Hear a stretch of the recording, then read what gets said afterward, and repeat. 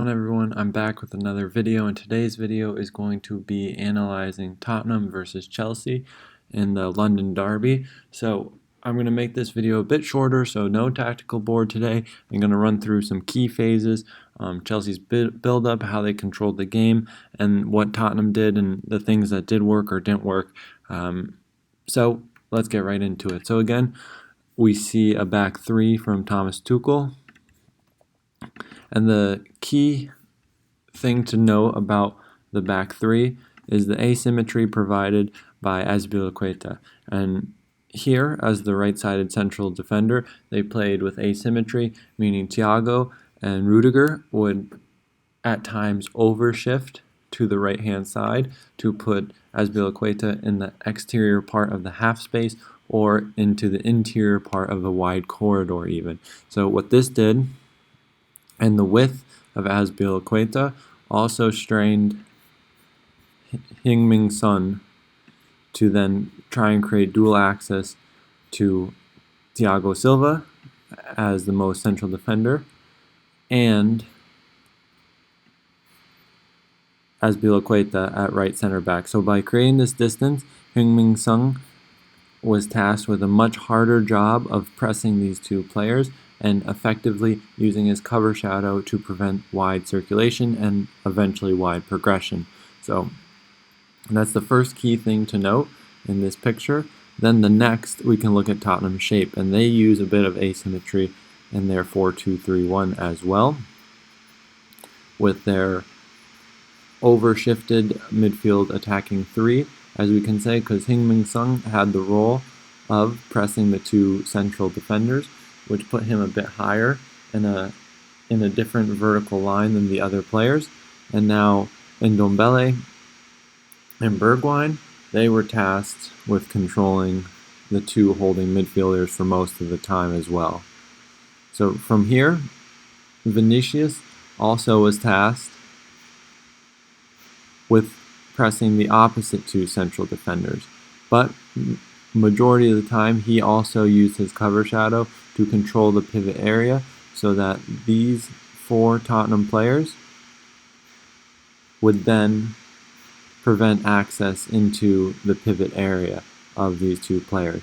But what they didn't account for was the space that would be created because of this over-compactness and almost inefficiency of using four players to occupy the double pivot of Chelsea. Now, along with the asymmetric back three, progression became evident in many situations. So one form of progression, which we will look at here, will be between Mason Mount and dropping deeper into the half space, just outside the midfield block, and we'll talk about the pinning of the two holding midfielders, preventing them from jumping, but the diagonal pass that will be able to be played because of the shifting or through an extra pass through Rudiger, which will then find Mason Mount, the free man, in behind the opposing midfield in front of their holding midfielders. So with the next picture now, we see Timo Werner dropping deeper and Hudson-Odoi. And now the one thing about Tottenham that was a little strange was how man-oriented the holding midfielders were from Tottenham to control these half spaces, and how frequently their connections were broken between the two holding midfielders. So playing very man-oriented not only prevented them from jumping into these areas, but also limited their shifting between the two of them, which created gaps between them or gaps in front of them. And that also comes from the asymmetry and over-compactness of their front four players. So by being over-focused on the two holding midfielders and the back three, there is room in the half spaces to then progress the ball. So we can look at the shape of Chelsea, an asymmetric back three, two holding midfielders, and now we have a very fluid front four players, which three of them we see here, and Marcus Alonso now. Very important he's making a narrow run to pin the back four, so the full back and the center back, because if it wasn't for Marcos Alonso, a central defender would most likely be able to follow Werner into the 10 area, and that would free Sissoko to then step out and press. But with Marcos Alonso's narrow movement, this frees up space for first Werner, but then also Mason Mount.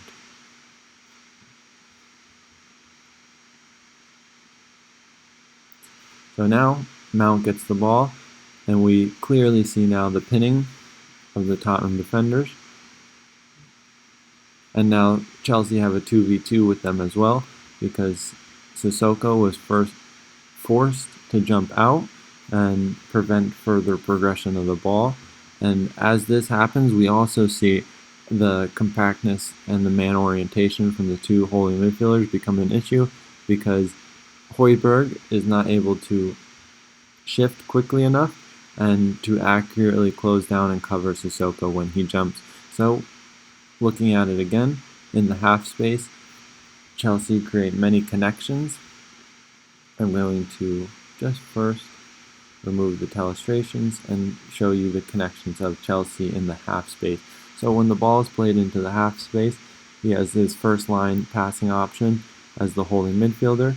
He has a higher passing option sometimes with the weak side holding midfielder, but these two players often were more effective when they stayed deeper and pulled the Tottenham front four out of the picture, because then we have space for Timo Werner wider in the half space, or more narrow in the half space, and then Marcos Alonso pinning the back four. So we have this structure of rondo, or this structure of players around the ball when Mason Mount drops deeper into the half space, and he always has the circulation option with his back three. But with Mason Mount in the half space, Marcos Alonso making a narrow run, the support of the double pivot, we now have Timo Werner able to access a lot of space between the lines, and then we have players also running on the weak side. So Chelsea were very abundant in attacking options at times when they were able to exploit the Spurs movement. So now we're going to look at wide progression via the asymmetric back three and how it worked. So because Son was tasked with pressing both central defenders, he was often caught in no man's land, not being able to accurately press Silva, use his cover shadow, or accurately press Azpilicueta. So with this happening, we have him out of position, and the attacking midfield line could easily be broken by Azpilicueta just through a simple wide progression and staying as narrow as possible, but still preventing Son from maintaining access to him. So this often put him in the interior wide corridor. So now we're going to look in the next progression in this phase. So when Azpilicueta gets the ball and moves forward, another Chelsea rotation was with Werner making a run in behind, and also Hudson-Odoi stretching the back four, so two runners in behind. And it's important to note just again the structure of the holding midfielders and how far apart they are, how disconnected they are, also how deep they are in relation to the Tottenham back four. So this hyper compactness plus the loosely connected, horizontally connected holding midfielders creates the dynamic for the space in the 10 spot for players like Mason Mount, which I'll highlight in yellow. So now this creates the space between the lines in the 10 space for Mason Mount to arrive in and take advantage of with a diagonal pass from Azpilicueta. So not only this is not the only option for Chelsea, they also create wide structures with Azpilicueta at the base, Hudson-Odoi through the half space, and Reece James through the wide area. So also a few different avenues, a few different pieces working and taking advantage of the weaknesses in Tottenham's defensive game. So now we see Mason Mount get the ball in a dangerous area, and now as a result of the poor positioning from Tottenham's defenders, we have a very vertical defensive line, which creates space in zone 14, which is the space just in front of the arc in the box, around the 10 position usually, and we have players in each half space pinning defenders and with access, direct access in behind the area, as well as wide players holding their positions, so they can create a series of lose-lose situations for Tottenham Hotspurs and create the best situation to take advantage of this free space. And then we can also note the rest defense. As Azpilicueta comes more narrow. We have Jorginho, Kovacic, Thiago Silva, and the left-sided central defender. So now, another key point is the variability from the Chelsea attacking players. So we have the back four again, and we can't see the fullback here, but he'll be occupied by Reece James, so he's more or less taken out of the picture. We have the two holding midfielders who aren't as separated, but still they are very man-oriented because of the pinning of Chelsea's front three. So Chelsea's front three usually occupy the two fullbacks, and the most advanced player will be concerned by the two central defenders. So any other players will be the responsibility of the holding midfielders. And we can see the space conceded by Tottenham in the half space, direct from the most central defender. And now we can go back to the asymmetric back three from Chelsea when building up, trying to create 2v1s against Heung-min Son, so he will be either pulled too wide or too narrow, and if he's pulled too wide, as we see here, the space is between the lines for Hudson-Odoi to make a deeper run. If he's pulled too narrow, that's the situation we saw previously with wide progression. So now, with the players pinned, we have the Højbjerg, Tottenham's holding midfielder. He's occupied right now by Mason Mount, who just made a deeper run from the 10 position into the offside position, or just in front of the defenders, trying to make a run in behind. And this usually is a cue for Hudson-Odoi to drop deeper and take advantage of the space. So now all three players will be pinning, but they have this vertical mobility to when one drops, one will go higher, and so on and so forth, and take advantage of each other's pinning. And then we can just highlight the 5 attacking players usually involved in this movement. So the base of it, covering and ready to counterpress, is the holding midfielder, and then we have our 3 attacking players between the lines, affecting the holding midfielders and looking to create advantages to progress the ball. So from here, the space that's available now is in the half space, direct from the central defender, because of Højbjerg dropping a little too deep, and this hyper vertical compactness from Tottenham just left a lot of space between the lines and prevented Tottenham from gaining good access, as well as their reference points and their over focus on following the ball in the defensive phase also killed them when trying to defend against Chelsea's progression. So from here we see Hudson-Odoi dropping deeper, and just another way they create space is just a bounce pass between central defender and holding midfielder, which draws them further forward. And we have to take into note again the response of the holding midfielder. Sissoko drops too deeper. Center backs don't stay with Mason Mount, creating the free man into the 10 area. And we can just highlight quickly, because I'm trying to move through the video, get through the main points so everyone is happy. So through the holding midfielders, Being two-man oriented, the center backs are reluctant to jump, which creates a free man again in the 10 space.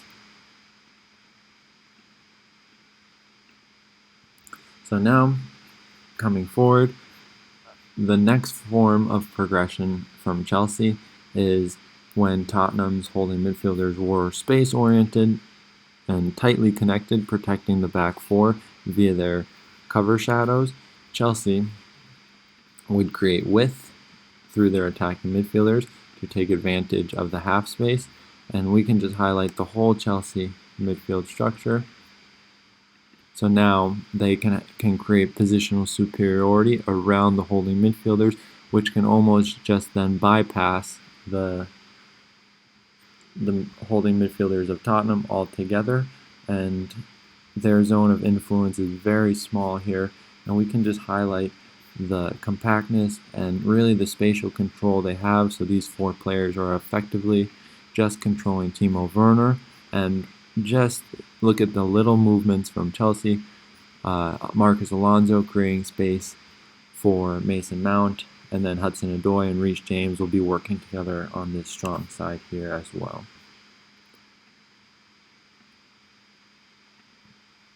So here, when Mason Mount receives the pass from Thiago Silva, we create a diagonal pass angle, which will then allow him to easily go forward, and we have Chelsea players running in behind. I'll remove some of those lines so that we have players running in behind, which will create space for players like Jorginho to create a third man movement, or on the weak side for players like Mason Mount, the opposite attacking midfielder. And then on the strong side, of course, we'll have a wide structure with Azpilicueta at the base, Reece James in the wide area, and then Hudson-Odoi occupying the half space. But from here, we can just highlight Tottenham structure again, and their 4-2 structure was left really exposed because of how the front lines were pressing Chelsea. So now, the last form of progression again is taking advantage, and this will be the last clip of the video, taking advantage of this 2-3-1 shape. And so by this, the Chelsea attacking midfielders now come deeper and a bit wider into the half space, creating separation between holding midfielders. And now, because of the central defender's reluctancy to go and step and jump out of their defensive line, this creates the free man. Whoever's occupying the 10 position, whether it's Hudson-Odoi, Mason Mount, or Timo Werner, they play very fluidly. So this creates the potential now for it's Hudson-Odoi in this case to then access this space in the 10 area, which we've been highlighting, and take advantage of the lack of horizontal compactness and the lack of jumping from a central defender of Tottenham to then occupy this 10 area, which can then be very tightly connected with holding midfielders or other attacking midfielders to spark a third man movement or create positional superiority to just turn. So here we have Hudson-Odoi dropping deeper and the third man movement with the holding midfielder we talked about, and then now the center back jumps, but he jumps too late, so this creates space in behind, and Højbjerg again falling too closely to his holding midfielder. He's at risk to be beat just by pace. And so these little things of man orientation and timing of when to jump, when to step to a player caused these situations of lack of compactness and just the space that was there to be taken advantage of by Chelsea. And we can highlight it here. And it's even more than this, but it's just there are huge gaps in their defense, and the fullback should be coming more narrow to close the space, force the ball wide rather than just right through on goal. So that was the video, guys. I use Keyframe to make this video. The link's in the description as always. I try to speed things up and I can produce more content for you guys. Just drop your comments below what you want to see, what you want to learn about. So thanks again for watching. Please subscribe. I tried to make it quick today, so I'll see you in the next one.